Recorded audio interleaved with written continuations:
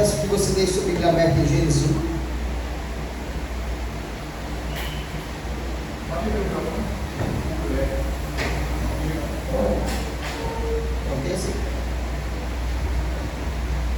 Gênesis 1. Deixe sua Bíblia aberta. A gente está numa série nova, que se chama O Drama das Escrituras. E o intuito dessa série é que nós temos uma compreensão bíblica e clara a respeito da verdadeira história que fundamenta o todo. Tudo que nós vemos, tudo que nós conhecemos, tudo que existe, e somente através dessa ótica, ou melhor dizendo, a partir dessa ótica, a história contada pelas Escrituras, que a gente pode compreender melhor algumas questões, o porquê e a causa de algumas coisas. Não dá para entender tudo, mas algumas coisas pontuais por meio das Escrituras, a gente consegue compreender melhor. A gente lê a Escritura da forma correta, aí a gente entende, então é por isso que acontece isso, então é por isso que aconteceu aquilo outro. E se tratando do enredo bíblico, tem começo, meio e fim.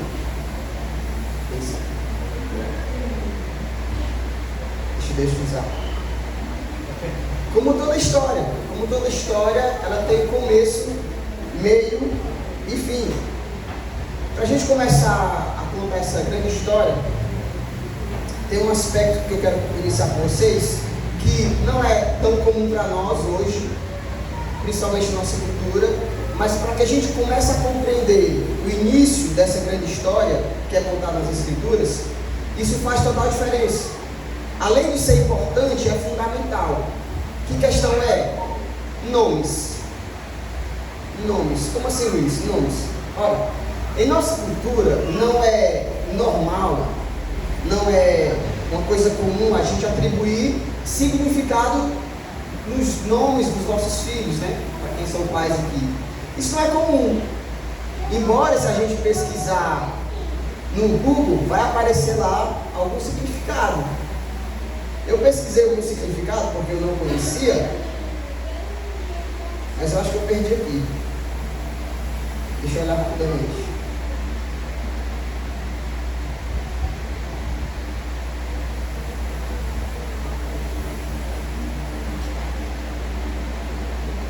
Isso faz total diferença para a história que a gente vai perceber, hoje a gente já começou a perceber. E aí eu pesquisei ontem o nome do meu significado. Aliás, o significado do meu nome. Significa, olha isso, muito forte, hein? Guerreiro famoso que viaja com coragem. Eita, vocês têm que me respeitar, viu? Composto por dois nomes de origem germânica, Luiz e Fernando, onde o primeiro pode vir como uma variante gráfica Luiz. Mas só significa isso. Guerreiro famoso que viaja com coragem.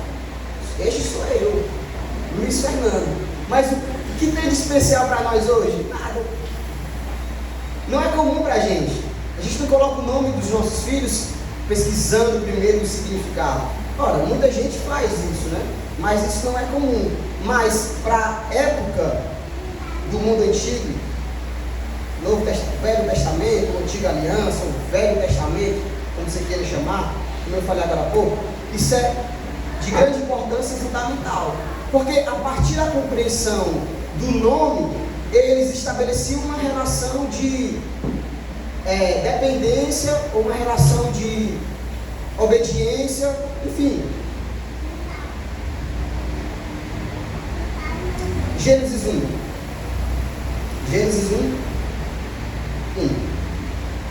No princípio, Deus criou os céus e a terra. Essa é a nossa leitura básica para a gente começar. Em Gênesis 1, a palavra hebraica Elohim, traduzida simplesmente pelo nome que está aí na sua Bíblia, Deus, é um nome comum para Deus, usado em todo o Antigo Oriente. E a Bíblia afirma que é este Deus, Elohim, que traz toda a criação à existência particular. Aqui nós encontramos o fundamento da nossa fé. Gênesis 1, a palavra hebraica que está traduzida aí na sua Bíblia, que é essa palavra Deus, ela tem como origem Elohim. E é este Deus, Elohim, no hebraico, que traz toda a criação à existência a partir do nada. Aqui nós temos uma origem daquilo que nós entendemos, daquilo que nós vemos, daquilo que nós conhecemos. Ou melhor dizendo, o que a verdadeira história conta a respeito de como tudo passou a existir? Gênesis 1.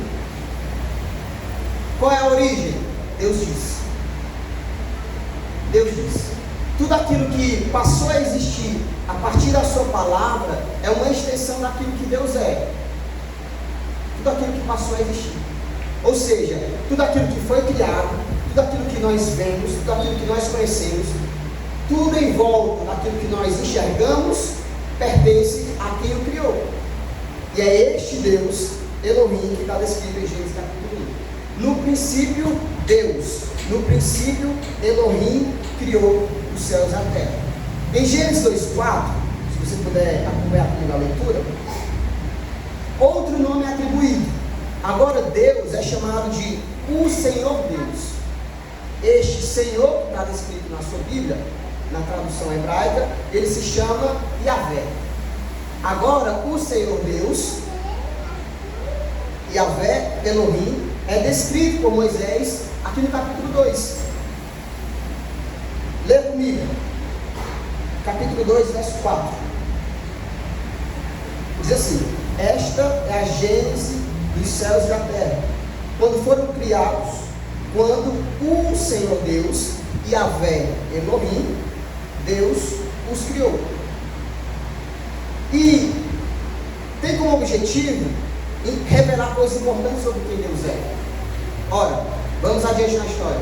Quando Deus se apresenta para Moisés e chama para libertar o povo, ele conta um plano. Moisés, eu te escolhi, você vai libertar o povo. Você vai até Faraó e pede para que ele liberte o povo. E eu vou ser com vocês. Deus conta todo o plano. Moisés vai até Faraó e fala: olha, Deus me enviou, falou para você libertar o povo. Liberta o povo. Faraó se dirige a ele e fala assim, menosprezando: quem é esse Deus? Quem é esse Senhor? Eu não conheço. Quem é você? Eu não conheço. Tão pouco vou libertar o povo. Faraó menospreza da ordem de Deus por meio de Moisés, porque Faraó não conhece esse Deus, e não liberta o povo. E há consequências em relação a isso. O que acontece? Faraó se sente provocado, intimidado, e ele fala para os oficiais lá, os súditos, que dobrem o serviço do povo de Israel. Então aquelas pessoas que já estavam sofrendo com a rigidez do trabalho, com a fome, com as dificuldades, passam a sofrer cada vez mais com a rigidez de Faraó. Eles estão ociosos demais. Eles estão com tempo demais, porque eles estão clamando a Deus e eles querem um tempo para cultuar a Deus. Faça o seguinte: dobra o serviço. Deixa eles penarem cada vez mais. Dificultem o trabalho. Então o povo que já estava sofrendo, agora passa a sofrer 2 vezes mais. O povo, obviamente, se volta para Moisés e fala: como assim? Por que você fez isso? Você foi para Faraó para tentar libertar o povo, e aí olha o que ele acaba fazendo com a gente. A gente passa a sofrer cada vez mais. Moisés, obviamente, se encontra um pouco desnorteado. Senhor, eu fui fazer a tua vontade, fui para Faraó, falei para que ele libertasse o povo, e aí ele dobra o serviço, as pessoas começam a sofrer cada vez mais. Êxodo capítulo 6.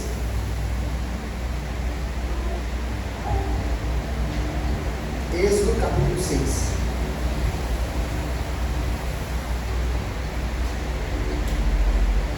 Agora, veja o que Deus diz. Moisés volta para Faraó, para o Senhor, de certa forma, se deixando do trabalho que Faraó havia dobrado. 6,6 diz assim: Deus fala para Moisés, fala assim: olha, portanto, diga aos filhos de Israel: eu sou o Senhor, Yahvé. Vou tirá-los dos trabalhos pesados do Egito, vou livrá-los da escravidão, vou resgatar vocês com o braço estendido e com grandes manifestações de juízo. Verso 7. Eu os tomarei por meu povo e serei o seu Deus, Elohim. E vocês saberão que eu sou o Senhor, seu Deus, que os tiro dos trabalhos pesados no Egito. A implicação objetiva de Deus se revelar, tanto em Gênesis 1, como Deus Elohim, em Gênesis 2, o Senhor Deus, Yahvé Elohim, e se apresentar a Moisés como o Senhor, é para que o povo conhecesse que este Deus, que criou todas as coisas, em Gênesis 1, é o mesmo Senhor redentivo, é o mesmo Senhor Deus que os tiraria da escravidão do Egito. Para a nossa fé cristã, isso tem total importância. Por quê? A partir da nossa história, como povo de Deus, como povo de Israel, a gente volta inevitavelmente ao início de tudo. Onde é o início de tudo? A criação. Faz parte da história cristã voltarmos para o início de todas as coisas. Isso é baseado na nossa fé. De onde o cristianismo tira a ideia de tudo que foi criado? Como que a gente explica essa história?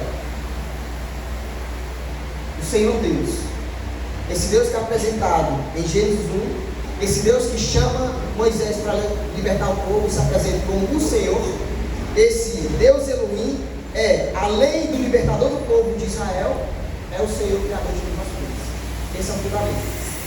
A gente precisa ter convicção de que esse Deus que criou todas as coisas, que libertou o povo mais na frente, é o Deus que nós servimos.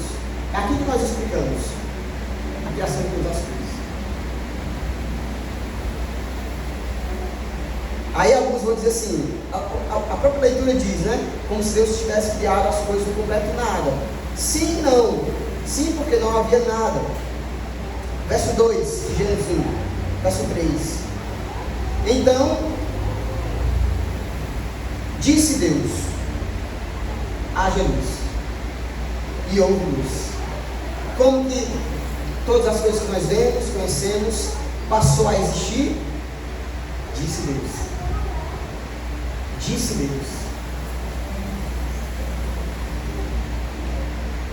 É pelo poder da palavra, irmãos. Você sabe o que é isso? Você sabe que é um ser soberano, grandioso, decidir, haja luz, e houve luz. Olha isso, o poder da palavra de Deus. E é esse Deus que, com o poder de sua palavra, criou todas as coisas, dividiu a luz maior, a luz menor, as águas, a terra seca, com o poder da sua palavra, sem esforço algum. Ele disse, haja luz, e houve luz. O poder da sua palavra, irmãos. E essa verdade a respeito desse Deus criador e desse Deus libertador, isso precisa gerar em nós quebrantamento, irmãos. Sensibilidade. Esta verdade, esse basilar da fé cristã, esse argumento verdadeiro que a grande história conta a respeito de todas as coisas, ela precisa gerar em nós vulnerabilidade. Por quê? É esse Deus criador que você se dirigiu da sua casa no domingo de manhã, num dia chuvoso, para cultuar. É esse Deus, com o poder de sua palavra, criou todas as coisas. Só que, qual é o nosso problema, irmãos? É que, às vezes, a gente não crê. A gente não crê. A gente tem uma crença. Deus criou todas as coisas. Mas a gente não crê de fato, irmão. A gente não emprega dedicação naquilo que a gente passou a crer. A gente tem informações a respeito da Bíblia, mas essas informações não geram nada em nós. Quer ver só? Quer ver como gera nada em nós? A gente vem para o momento, como o Alisson falou na liturgia, um momento direcionado, um momento específico para a sua igreja cultuar a Deus, a gente vê de qualquer jeito. Não tem outro momento, embora nós tenhamos que cultuar a Deus na nossa vida, certo? Ok? Isso é verdade. A A nossa vida é o culto, amém? Ok, isso é claro para nós. Mas é nesse momento de culto, é nessas 1h30 de culto. Aqui nós não chegamos nem a 2 horas. Nós não chegamos a 2 horas de culto. Que nós, como seu povo, decidimos louvar ao Senhor. Decidimos adorar o Senhor. Decidimos, cultuar a Deus. Mas veja só, a gente vem de qualquer jeito. A gente não prepara o coração. A gente não emprega dedicação. E eu estava refletindo nisso. Já a gente continua, tá? E pensando na afirmativa de João Calvino sobre o coração ser uma fábrica de ídolos, pensando filosoficamente, teologicamente, eu afirmo que o pior ídolo que nós podemos criar é o Deus eu. Entende? Sou eu como Deus. É o pior ídolo, na minha opinião, tá? Por quê? Porque esse é o ídolo criado à nossa imagem, que nós criamos, que ele é cheio de querer, que ele precisa ser atendido. Tanto é, irmãos, que a gente vem para o momento de culto para adorar o Senhor, esse Deus que é Criador, que nós dizemos que nós cremos, mas, veja, parece que a gente aboliu do nosso vocabulário a reverência. Parece que a gente aboliu do momento de culto a reverência. A gente vem de qualquer jeito. A gente não segue uma liturgia clara. A gente não consegue fazer as leituras do texto. Na hora da oração a gente não consegue fechar os olhos e confessar os nossos pecados. A gente não consegue. A gente ora de maneira cínica diante de Deus. Senhor, perdoa todos os meus pecados. A gente não é nem honesto para Deus. A gente consegue ser nem honesto. Senhor, imoralidade, fofoca, grosseria, arrogância, ira. A gente consegue nomear. Senhor, perdoa todos os meus pecados. Aí na semana que vem está orando de novo. Senhor, perdoa todos os meus pecados. Aí fica uma coisa cínica. Não gera quebrantamento. Não gera vulnerabilidade. A gente vem para cultuar ao Senhor e esse ídolo é tão grande no nosso coração que qualquer distração tira a nossa atenção. Não, se chegar a notificação eu olho. Eu sou dono de mim. E o Senhor, Ele que aguente. Chegar uma notificação no WhatsApp, se chegar um áudio eu escuto na hora do culto. Se me der vontade de olhar qualquer coisa, eu vou olhar, porque esse Deus que sou eu, Ele precisa ser atendido. Sabe? Porque nós estamos tão alheios à verdade que esse Deus é Criador. E é esse Deus, irmãos, que com o poder da palavra nós vamos adorar. Você precisa crer. Você precisa crer. Você precisa crer no ponto disso transformar a nossa vida, irmãos. Então a gente vem para a casa de Deus. Senhor, me esvazia de mim mesmo, Senhor. Estou tão cheio de coisas. Estou tão perturbado com os problemas. Eu não consigo nem desativar a internet do celular, porque eu quero estar atento às coisas, às informações, os problemas. Eu não consigo nem me dedicar a minha atenção. Irmãos, no momento de culto, você vem da sua casa, é o momento que você precisa dedicar atenção.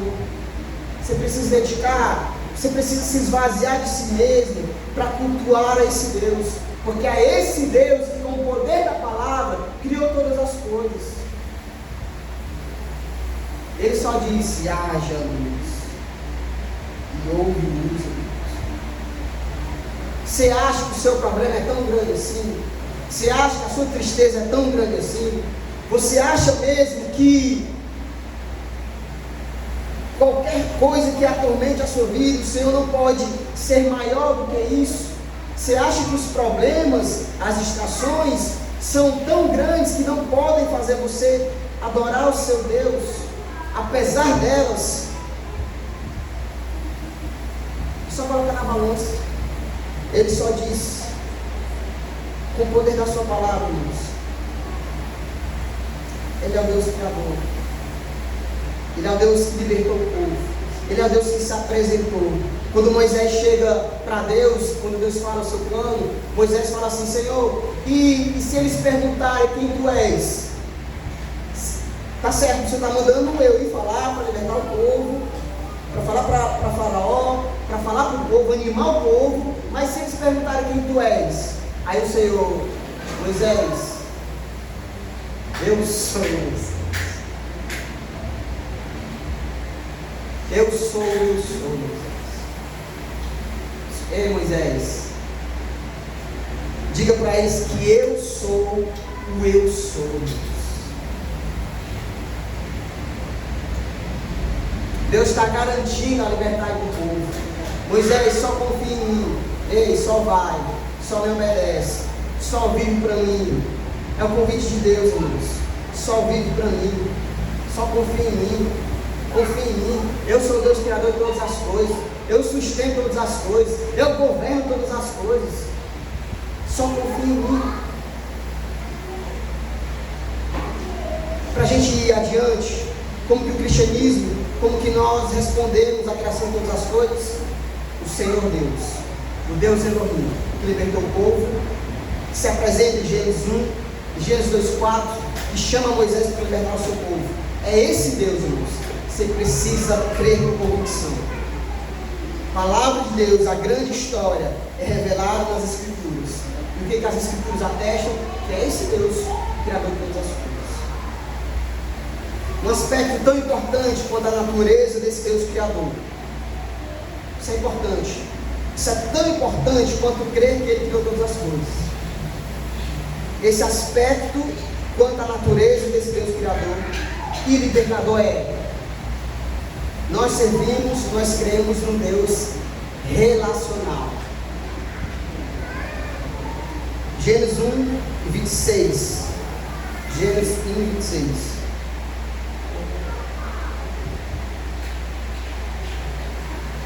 26, 27 e 28. Olha o que Deus diz. E Deus disse: façamos o ser humano a nossa imagem, conforme a nossa semelhança.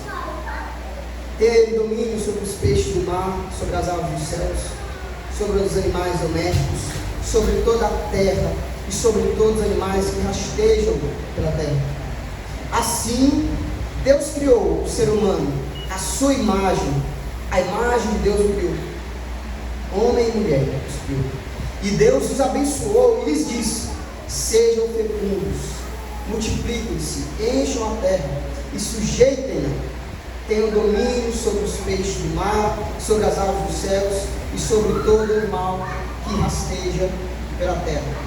Ao fazer a criação surgir pelo poder de sua palavra, Deus estabelece seu reino, tendo a si mesmo como grande rei sobre toda a criação, sem limites de qualquer tipo, incomparável, digno de receber toda a glória, honra e poder por meio da adoração que Ele criou. Um Deus grande, poderoso, incomparável, mas profundamente pessoal. Parece um paradoxo, né? Um Deus grande, um Deus distante, soberano, quase que intocável, quase que. Mas essa característica, esse aspecto do seu caráter, profundamente relacionado. Olha que lindeza. Nós não cremos, irmãos, num Deus distante. Nós cremos num Deus soberano, que criou todas as coisas, que governa todas as coisas com o poder da sua palavra, irmãos. Mas é um Deus profundamente pessoal. Nós veremos nas Escrituras isso. É por isso, irmãos, que a gente precisa se dobrar, se curvar. É por isso que a gente precisa voltar a falar em reverência diante do Senhor. Você não chega, irmãos, num fórum desses comuns.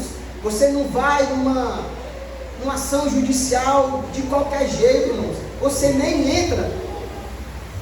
Experimente ir de qualquer jeito, você nem entra. Ixi, Luiz, está sendo legalista? Não, não é sobre isso não, amigo.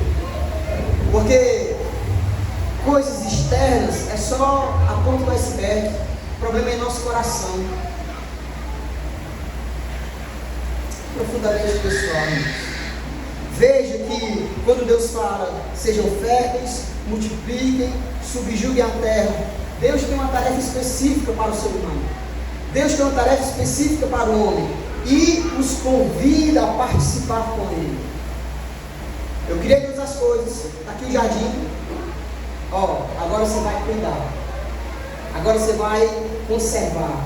Agora você vai administrar. O Senhor chama o ser humano para participar juntamente com Ele, buscando essa relação, procurando essa intimidade pessoal, tanto em necessidades como em suas responsabilidades. Aí sabe qual é o ponto, o clímax aqui dessa relação? Qual é, Luiz? O Senhor caminhava no jardim com eles.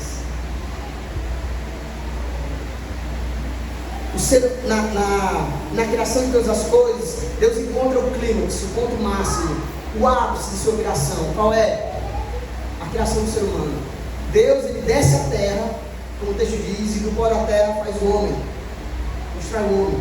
Isso já responde, isso já caracteriza essa relação pessoal. Das próprias mãos de Deus, o Senhor formou o homem e soprou em suas narinas o seu espírito, e ele passou a viver.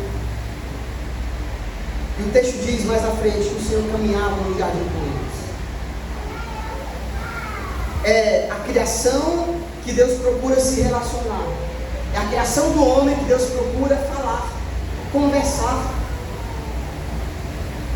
É na criação do ser humano, do homem e da mulher, que Deus atribui a responsabilidade. Eu criei, mas você vai cuidar, mas você vai se relacionar. E na alvorada do dia, no entardecer do dia, o Senhor descia no leite para conversar com Adão e Eva. Conversar. E aí? Como é que tá as coisas? Como é que tá o dia? Está dando certo? E Deus, na sua profunda sabedoria, Deus cria o homem, mais na frente cria a mulher, e o texto diz que Deus cria uma auxiliadora para o homem, porque não era bom que o homem vivesse só. E é tão lindo isso que, poeticamente, eu concluo que a mulher foi criada para cooperar com aquilo que já estava sendo feito. Olha que aplicação interessante.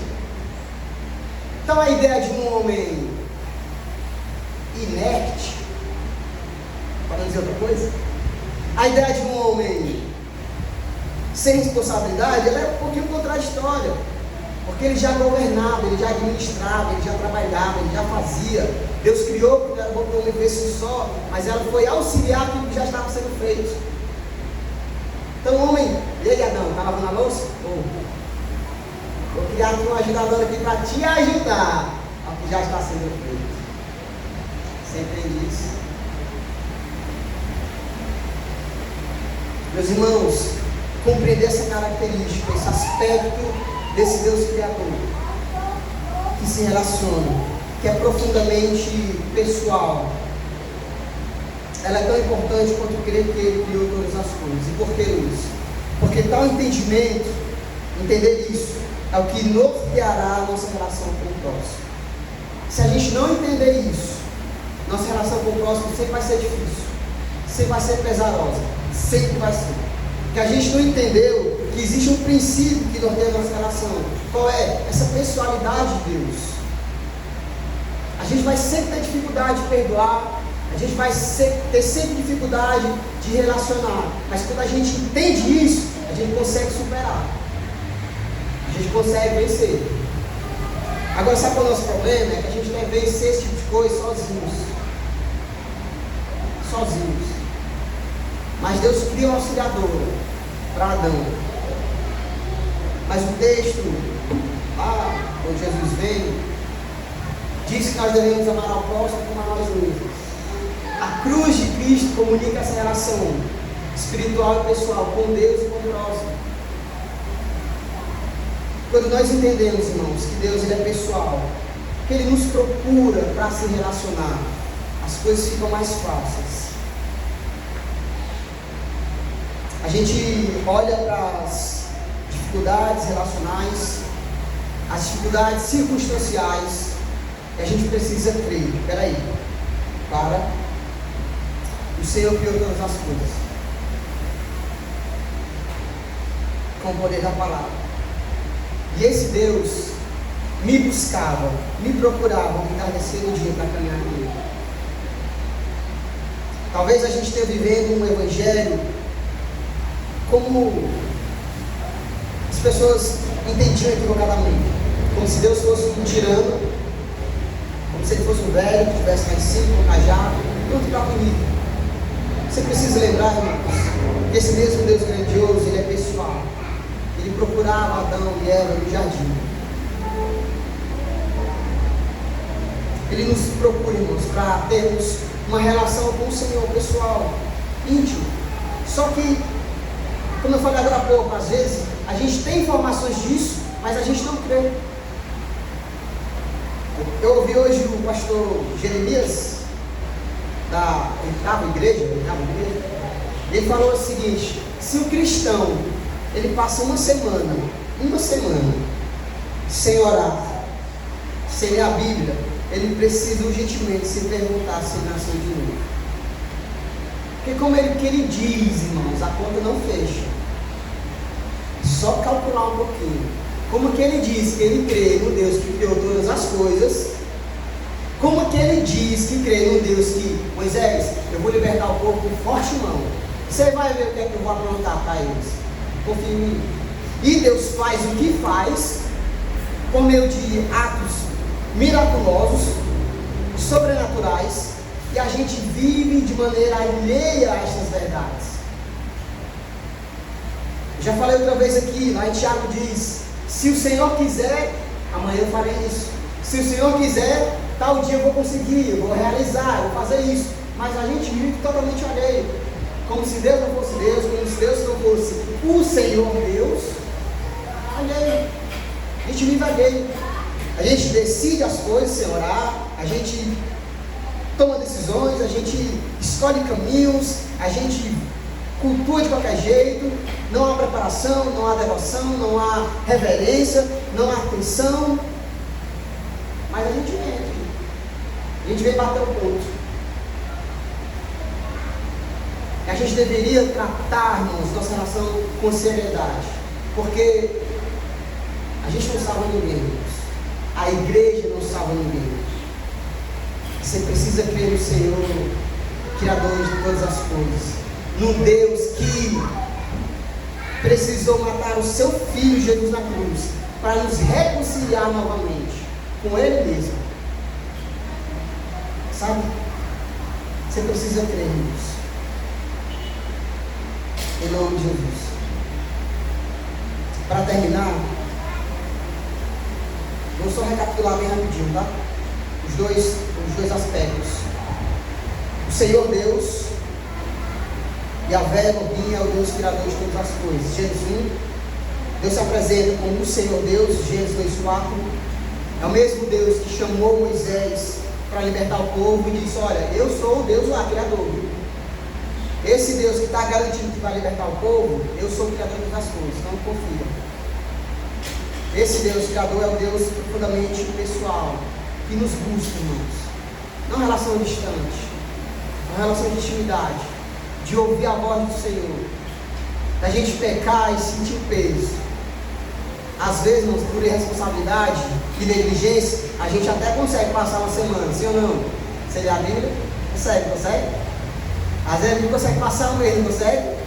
Você lê a Bíblia sem orar? Consegue, irmão. Mas isso precisa gerar um peso em nosso coração. Alguma coisa nos perturba, irmão.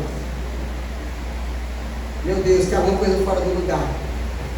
Porque Ele sabe no seu íntimo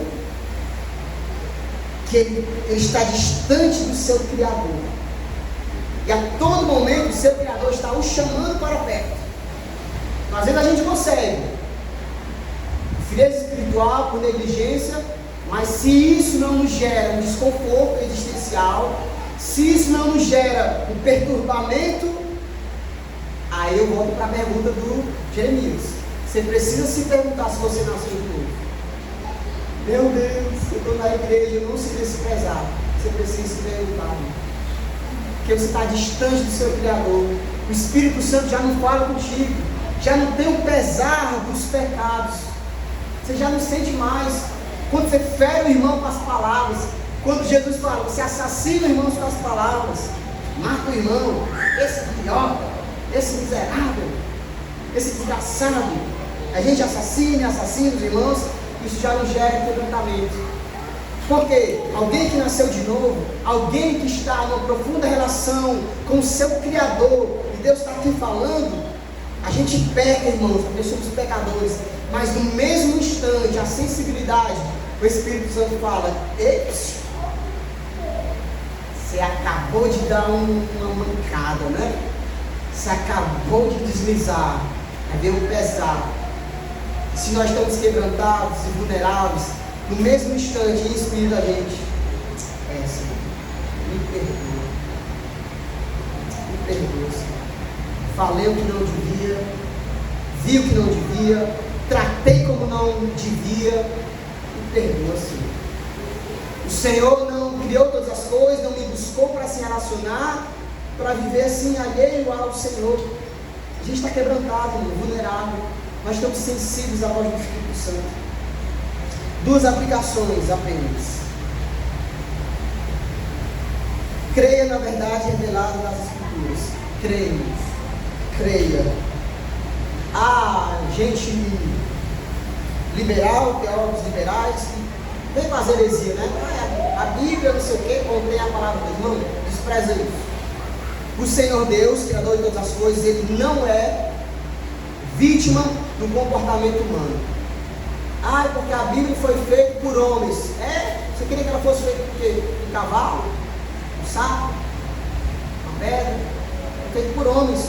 E a Bíblia atesta dela mesma. Toda a Escritura é divinamente inspirada. Então qual é o fundamento de fé? A Bíblia fala a verdadeira história. Como é que o cristianismo responde isso? Eu creio nas Sagradas Escrituras. E as Sagradas Escrituras dizem que Deus Elohim, o Senhor Deus, criou como? Com o poder de sua palavra. Ele pode, meu irmão. Basta uma palavra. Lembra lá do Senhor, meu servo está doente, está tempo de morrer. Vai lá. Aí o cara fala assim, Senhor, você não precisa nem ir. Não precisa ir. Basta uma palavra aqui. Só fala isso, Senhor. Só fala isso, Senhor. Só fala isso, Senhor. Jesus falou, seja feito assim como tu diz. Chegou em casa, comparou a hora, no mesmo instante.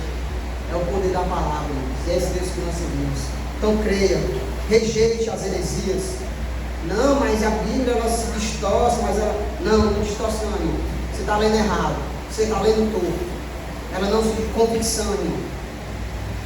A Bíblia conta a verdadeira história da criação do homem e da mulher, do parâmetro correto que nós devemos viver. Como eu falei no início, né? Não responde tudo, mas nela contém tudo que o Criador considerou suficiente para que nós vivêssemos por ela. Ela não vai encontrar, nós não vamos encontrar a resposta de tudo. Então, às vezes a gente quer entrar numa paranoia, né? Mas Senhor, por que Aí a gente quer interpretar a Bíblia a partir de uma ótica racional, individual. Isso é um grande problema, porque a gente precisa de fé para crer na Bíblia. Diante disso, diante das coisas que a gente não entende, a gente chega para o Criador e fala assim, Senhor, é difícil crer às vezes. Às vezes é difícil crer que o Senhor não morreu por todos. É difícil de engolir às vezes. Eu já tive crise de fé nesse aspecto. Por que, Senhor? Mas o Senhor não é amor, sabe? Às vezes a gente... Aí, como a gente crê no Senhor Criador, que governa todas as coisas, como nós estamos sensíveis e quebrantados, a gente chega para o Senhor com sinceridade e fala assim, Senhor, às vezes é difícil de engolir, mas eu creio. Às vezes eu não entendo, Senhor, porque há tanta maldade. Mas eu sei que o Senhor sabe todas as coisas. Eu sei que por algum motivo o Senhor permite que tais coisas aconteçam. Tem misericórdia. E aí nós cremos no Senhor. Por último, essa segunda aplicação relacionada ao segundo aspecto que eu trouxe, esse aspecto pessoal de Deus, relacional, atribuindo a esse segundo aspecto. Lembre-se que o Pai nosso que estás no céu. Como assim, Luiz? Lembre-se que o Pai é nosso. O Pai não é só teu, o Pai é meu também. Quem tem Deus como Pai não escolhe irmãos. Ou coisa difícil. Que a gente quer crer no Deus Criador, relacional, no Deus que é Pai, mas a gente quer excluir os irmãos. Qual coisa difícil? Mas você é filho de Deus, você crê que Ele é o Criador de todas as coisas, você não escolhe irmãos. Então você vai amar e suportar quem pensa igual, quem pensa diferente. Quem crê igual, quem crê diferente em alguns aspectos da vida. Por que, Luiz? Porque a nossa relação com o próximo, escute, eu coloquei propositalmente o próximo. Porque às vezes a gente fala irmão, irmão, irmão, nossa relação com o irmão, e às vezes a gente se esquece que lá fora não tem irmão. Às vezes a gente se esquece que lá fora tem ímpios. Mas isso não muda a nossa relação para com Deus. A gente tem que lembrar que o próximo é o próximo, seja ele irmão ou não. Deus não mandou a gente ajudar só quem é crente. Deus não mandou a gente amar só quem é crente, só quem partilha da mesma fé. Deus mandou a gente amar o próximo. E o próximo às vezes está enchendo o saco. E o próximo às vezes está tirando a nossa paz. E o próximo às vezes é o teu chefe. Às vezes o próximo é a vizinha, o vizinho. O próximo pode até ser, na pior das hipóteses, o teu marido, a tua esposa, os teus filhos. Mas a gente precisa lembrar, irmãos, que a nossa relação com o próximo é um termômetro de como está a nossa relação com Deus. Você quer ver como é que está a tua relação com Deus? Veja como é que está a sua relação com o próximo. Como é que está? Como é que tu tem tratado teu marido, tua esposa, teus filhos, teu chefe, teus vizinhos? Como é? Como é que tu tem tratado os teus líderes? Com respeito? Reverência? Como? Teu Pai é nosso. Isso é fundamental para a gente, para a nossa relação com esse Criador. Amém, irmãos? Deus possa nos abençoar, que Deus possa nos ajudar, que a gente obedeça o Senhor, a gente crê nas Sagradas Escrituras, para que a gente nós sejamos transformados. Senhor, eu creio que Tu és, e o Senhor me move a amar o Senhor, amar o próximo. Que o Senhor busque essa relação pessoal. Escute a voz de Deus. Vamos orar?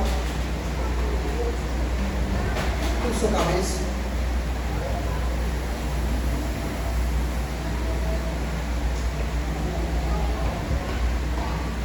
Pai, nós oramos a Ti, Senhor, com alegria, com fé, Senhor. Muito obrigado pela Tua palavra, Senhor.